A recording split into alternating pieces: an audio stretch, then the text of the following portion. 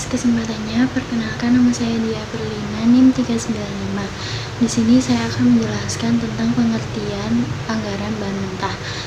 Anggaran bahan mentah adalah semua anggaran yang berhubungan dengan perencanaan secara terperinci penggunaan bahan mentah untuk proses produksi selama periode tertentu. Dan di sini juga anggaran bahan mentah dikelompokkan menjadi dua. Yang pertama yaitu anggaran bahan mentah secara langsung atau direct material, yaitu semua bahan mentah yang merupakan yang ada yang tampak dalam barang jadi yang dihasilkan. Dan yang kedua yaitu ada penyusunan, ada anggaran bahan mentah secara tidak langsung atau indirect material, yaitu bahan mentah yang ada di dalam proses produksi tetapi dia itu tidak nampak dalam barang jadi yang dihasilkan. Saya akan menjelaskan tentang tujuan dari penyusunan anggaran bahan mentah. Yang pertama yaitu digunakan untuk menentukan kebutuhan bahan mentah. Yang kedua yaitu digunakan untuk menentukan jumlah pembelian bahan mentah. Yang ketiga yaitu sebagai dasar untuk mengetahui jumlah dana yang dibutuhkan untuk membeli bahan mentah. Yang keempat yaitu digunakan untuk sebagai dasar pengawasan bahan mentah. Dan yang terakhir yaitu digunakan sebagai dasar dalam penyusunan produk costing. Anggaran bahan mentah ada 4, yaitu yang pertama anggaran kebutuhan bahan mentah. Anggaran ini disusun sebagai perencanaan jumlah bahan mentah yang dibutuhkan untuk keperluan produksi pada periode mendatang. Merencanakan jumlah fisik bahan mentah langsung yang diperlukan, bukan nilainya dalam rupiah. Secara terperinci pada anggaran ini harus dicantumkan jenis barang jadi yang dihasilkan, jenis bahan mentah yang digunakan, bagian-bagian yang dilalui dalam proses produksi, standar penggunaan bahan mentah, waktu penggunaan bahan mentah. Kedua adalah anggaran pembelian bahan mentah. Anggaran pembelian bahan mentah berisi rencana kuantitas bahan mentah yang harus dibeli oleh perusahaan dalam periode waktu mendatang. Apabila jumlah bahan mentah yang dibeli terlalu besar akan mengakibatkan berbagai resiko. Apabila jumlah bahan mentah yang dibeli terlalu sedikit juga akan mendatangkan resiko berupa terlambatnya kelancaran proses produksi akibat kehabisan bahan mentah, serta timbulnya biaya tambahan untuk mencari bahan mentah pengganti secepatnya. Untuk mengetahui jumlah pembelian yang paling ekonomis dapat dihitung dengan economical order quality dengan rumus akar 2 kali R kali S dibagi P kali I, di mana R adalah jumlah bahan mentah yang akan dibeli dalam suatu jangka waktu tertentu, S adalah biaya pemesanan, P adalah harga per unit bahan mentah, sedangkan I adalah biaya penyimpanan yang dinyatakan dalam persentase dari persediaan rata-rata. Anggaran persediaan bahan mentah. Dalam penyusunan anggaran kebutuhan bahan mentah dan anggaran persediaan bahan mentah di muka, tampak bahwa masalah nilai persediaan awal dan persediaan akhir bahan mentah selalu dipertimbangkan. Besarnya bahan mentah yang harus tersedia untuk kelancaran proses produksi tergantung pada beberapa faktor seperti volume produksi selama satu periode waktu tertentu, volume bahan mentah minimal yang disebut safety stock atau persediaan bersih. Yang ketiga adalah besarnya pembelian yang ekonomis. Yang keempat, estimasi tentang naik turunnya harga bahan mentah pada waktu mendatang. Persediaan bersih adalah persediaan minimal bahan mentah yang harus dipertahankan untuk menjamin kelangsungan proses produksi. Terima kasih atas kesempatannya. Perkenalkan, nama saya Rizky Fajar Kurniawan dengan NIM 2018-210402. Di sini saya akan menjelaskan tentang anggaran biaya bahan mentah yang habis digunakan. Seperti yang kita ketahui bahwa tidak semua bahan mentah habis digunakan untuk suatu produksi. Itu dikarenakan karena dua hal. Yang pertama yaitu perlu adanya persediaan akhir untuk digunakan pada persediaan awal periode selanjutnya. Lalu yang kedua yaitu perlu adanya persediaan besi untuk kelangsungan suatu produksi agar tidak kekurangan atau kehabisan bahan mentah. Lalu bentuk dasar biaya bahan mentah yang habis digunakan. Anggaran biaya bahan mentah yang habis digunakan itu perlu memperinci hal-hal seperti di bawah ini. Yang pertama yaitu jenis bahan mentah apa yang akan digunakan. Lalu yang kedua yaitu jumlah masing-masing bahan mentah yang habis digunakan itu berapa untuk produksi tersebut. Dan yang ketiga yaitu berapa harga per unit untuk masing-masing jenis bahan mentah yang akan digunakan. Selanjutnya yaitu nilai masing-masing bahan mentah yang habis digunakan untuk produksi tersebut. Lalu ada jenis barang yang dihasilkan dari menggunakan bahan mentah tersebut. Lalu yang terakhir yaitu nilai waktu yang digunakan untuk memproduksi bahan mentah tersebut sehingga menjadi barang jadi. Di sini saya akan membacakan contoh soal yang akan digunakan untuk membahas pada materi kali ini. Seperti yang diketahui pada slide contoh soal tersebut, PT Smart adalah perusahaannya memproduksi penyedap masakan. Salah satu produk unggulannya adalah kecap. Nah, pada bulan Oktober, perusahaan merencanakan menyusun anggaran operasional dengan rincian sebagai berikut.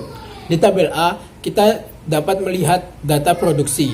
Ada jenis kecap. Jenis kecap ini ada yang botol besar, botol kecil, ada yang plastik besar, dan ada yang plastik kecil. Lalu di tabel B ada standar kebutuhan bahan baku. Di sini ada jenis bahan bakunya, itu ada kedelai, gula merah, garam, dan bumbu lainnya.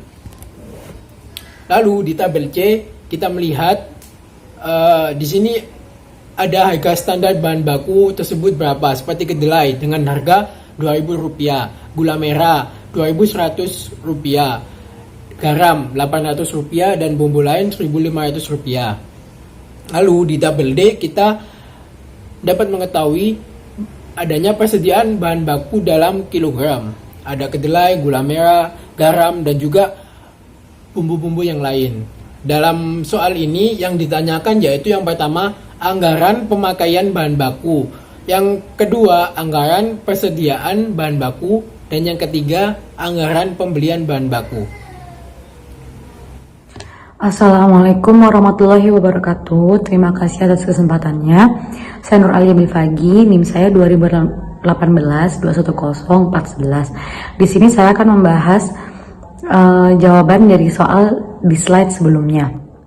Jadi cara menghitungnya yaitu data produksi dikali dengan standar kebutuhan bahan baku. Jadi yang pertama ada botol besar. Jadi botol besar itu total produksinya 78.926. Nah, di sini kan ada 4 standar kebutuhan bahan baku. Yang pertama ada kedelai, ada gula merah, ada garam, dan bumbu lainnya. Yang pertama ada kedelai. Jadi caranya itu 0,3 kilo tadi itu 0,3 kilo itu didapatkan dari standar kebutuhan bahan baku. Standar kebutuhan bahan baku kedelai yaitu 0,3 kilo. Jadi dikali 0,3 kilo dikali dengan jumlah data produksi botol besar tadi yaitu 78.926. Jadi hasilnya 23.677,80. Nah, dan yang gula merah yaitu 0,9 kilo dikali 78.926 sama dengan 71.033,40. Dan selanjutnya ada garam juga 0,06 kilo dikali dengan jumlah data produksinya botol besar yaitu 78.926. Hasilnya adalah 4.735,56.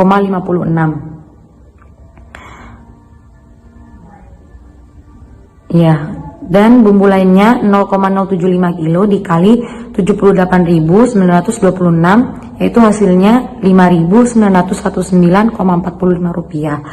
Dan selanjutnya itu ada botol kecil.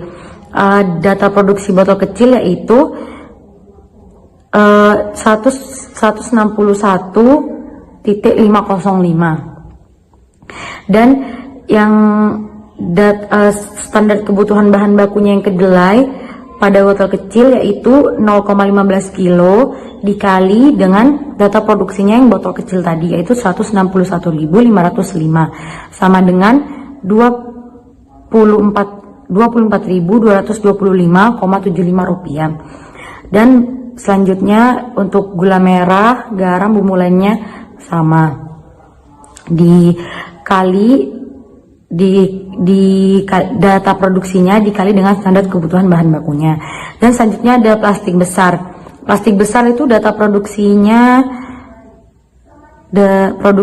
yaitu 857.564. Jadi yang untuk standar kebutuhan bahan baku yang kedelai di plastik besar yaitu 0,04 kilo. 0,4 kilo. Jadi itu dikali juga sama 857.564. Jadi 0,04 kilo dikali dengan 857.564 sama dengan 34.302,56 rupiah.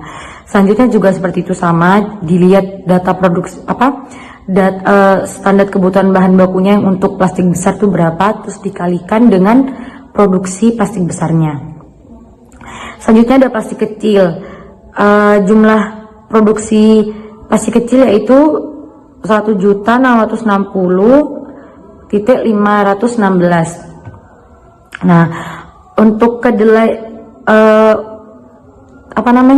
standar kebutuhan bahan baku yang untuk plastik kecil yaitu 0,03 kilo dikali dengan jumlah data produksinya yang plastik kecil tadi 1.660.516. Jadi 0,03 kilo dikali 1.660.516 sama dengan 49.815,48 rupiah. Begitu juga untuk yang gula merah, garam, dan bumbu lainnya. Selanjutnya itu saya akan membahas tentang anggaran kuantitas standar pemakaian bahan baku PT Smart. Jadi hasil dari anggaran pemakaian tadi itu langsung dimasukin ke dalam tabel anggaran kuantitas standar pemakaian bahan baku. Jadi contohnya tadi jenis kecapnya misalnya contohnya kedelai. Jadi tadi hasilnya kedelai di botol besar yaitu 23.677,80 rupiah. Nah itu dimasukkan saja di tabel yang botol besar di bagian kedelai. Dan selanjutnya juga begitu untuk gula merah, garam, bumbu lain. Dan semua hasilnya itu di total. Terima kasih atas kesempatannya. Perkenalkan, nama saya Belana Kustadevi, NIM 2018-210-435. Selanjutnya yaitu menyusun anggaran biaya bahan baku. Bahan baku kecap sendiri terdiri dari kedelai, gula merah, garam, dan bumbu lain. Di penyusunan anggaran biaya bahan baku ini terdapat 3 kolom. Yang pertama, kualitas standar. Yang kedua, harga standar bahan baku. Dan yang ketiga, biaya bahan baku. Yang pertama, bahan baku kedelai. Kualitas standarnya yaitu 132.021,59 dikalikan harga standar biaya bahan baku yaitu 2.000. Hasilnya 264.049.180. Selanjutnya gula merah. Gula merah yaitu kualitas standarnya 296.064,77. Sedangkan harga standar bahan bakunya 2.100. Jadi dikalikan hasilnya 831.736,736071. Begitu seterusnya garam dan bumbu lain. Selanjutnya yaitu anggaran persediaan bahan baku. Anggaran persediaan bahan baku terdiri dari persediaan bahan baku awal dan persediaan bahan baku akhir. Persediaan bahan baku terdapat 4 kolom. Yang pertama bahan baku, yang kedua persediaan standar bahan baku, yang ketiga harga standar bahan baku, dan yang terakhir persediaan bahan baku awal. Langsung saja, yang pertama untuk bahan baku kedelai, persediaan standar bahan bakunya 5.376 kg. Lalu harga standar bahan bakunya yaitu 2.000. Jika dikalikan akan menghasilkan 10.725.000. Selanjutnya bahan baku gula merah. Gula merah persediaan standar bahan bakunya 25.400, sedangkan harga standar bahan bakunya 2.100. Jika dikalikan menghasilkan 53.340.000. Begitupun seterusnya. Selanjutnya yaitu persediaan bahan baku akhir. Cara menghitung persediaan bahan baku akhir juga sama seperti bahan baku awal. Tinggal persediaan standar bahan baku dikali dengan harga standar bahan baku. Terakhir yaitu anggaran pembelian bahan baku. Anggaran pembelian bahan baku terdiri dari biaya bahan baku, persediaan bahan baku akhir, bahan baku tersedia, persediaan bahan baku awal, dan pembelian bahan baku. Jadi tinggal dijadikan menjadi satu. Terima kasih. Sekian dari saya.